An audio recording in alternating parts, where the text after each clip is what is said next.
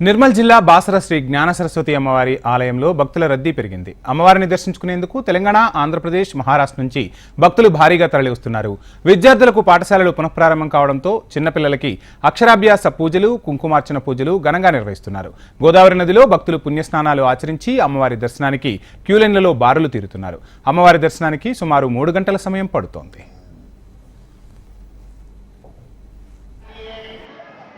चावल के ऊपर खड़ूर पेंसिल रखिए, पुष्पमाला वस्त्र से पार्टी को अलंकार कीजिए।